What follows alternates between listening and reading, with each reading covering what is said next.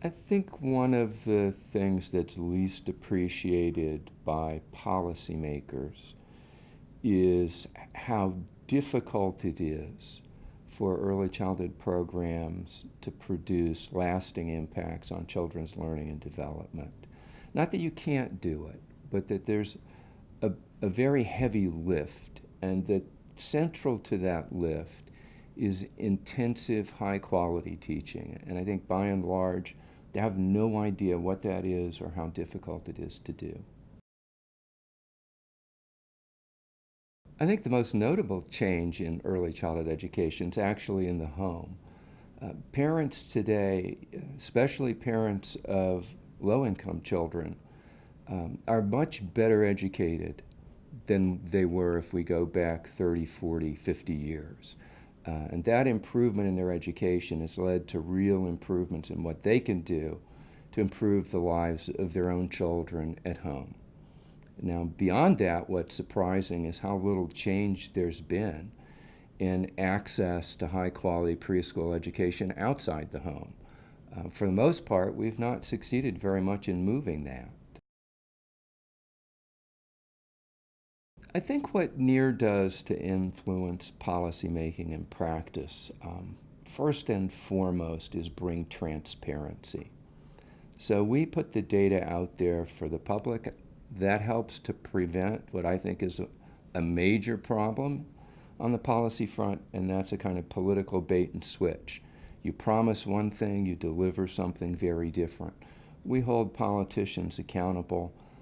Lots of folks want to hold teachers accountable. Let's go back a step and say the politicians who made the promises for what they do for our children and families, we need to hold them accountable for delivering. Every level of American government has a role in ensuring that we have good policies. That's the nature of the American political system, the American educational system. The federal government has primary responsibility for ensuring adequate resources and some consistency in what's available to children and families across states. But then states have a more fundamental responsibility for delivering a high quality education that meets the constitutional standards in each and every state. They're foundational. Local government has responsibilities. Those are delegated by the state. So the local government closest to the kids and parents, they need to be taking responsibility for ensuring that children have access, that children have a high quality education when it's delivered. But none of that lets the state off the hook, because the state delegates the local government to carry out its responsibilities. And if it doesn't, then the responsibility falls on the state. The best argument for public investment in early education is that it's good for kids. And we ought to do what's good for kids. It's good for kids just as an experience. It enriches the quality of their lives as young children.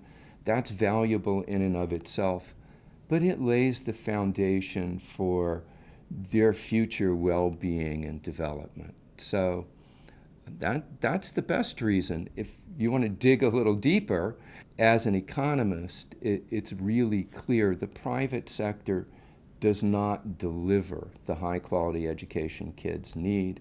Parents can't afford it. On their own, it's very difficult for them to figure out what it is and whether their children are receiving it. It just won't happen without government intervention. So if we take an even broader perspective on that, the United States, for much of our history, led the world in education. We had the best education system in the world. We had the best educated population in the world. And as a result, we had the strongest democracy. We had a strong nation more generally, and we were the most productive country on the planet. Well, those days are gone. They're not gone because of anything nefarious. They're gone because other countries passed us by. We got complacent. We stopped investing. We didn't invest in the early years. We didn't invest in higher education the way other countries have. And of the two, early childhood's more important because early childhood lays the foundation on which you're going to build later success. If you start with what it is we want children to learn and to be able to do at a young age, and then you say, what needs to happen if children are going to have the experiences that will enable them to do that, then I think everything else on quality follows, because people very quickly realize that what we really want for our children, that takes a lot of strong teaching from very well-prepared teachers who have a lot of support to achieve excellence. I think I've come to the conclusion that the prevailing approach to research is wrong.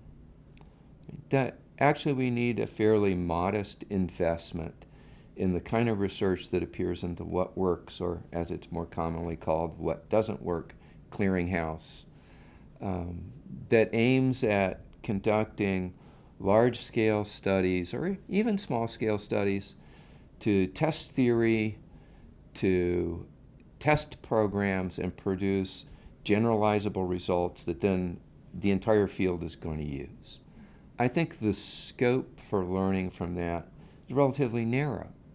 What we need to have is data collection embedded in the everyday activities of teachers and leaders in preschools and schools that is constantly used to improve my practice. I brought into early childhood the idea from economics that modest improvements in learning and development could have modest impacts on a huge range of future life circumstances, development, right? So it's not just about, do you graduate from high school and go to college, or what's on your achievement test. In fact, it's about, do I learn to be a productive member of society? Am I productive at work? Am I more productive in the home, in family formation and child rearing? Do I stay out of jail, not get involved in delinquency and crime? Am I healthier because I've developed better health habits and in general am more forward thinking and planful about how I live my life? And that even though it's crude and horribly incomplete, we can put economic value on those. Everybody knows what the cost of doing something is. They almost never know what the cost of not doing it is. That's my work. What do we lose if we don't do this? And if it turns out that if we can even have very small positive impacts on children early on, that the sum total of that's an order of magnitude larger than the cost of a fairly expensive investment to produce those small effects. That's a real change in perspective and understanding.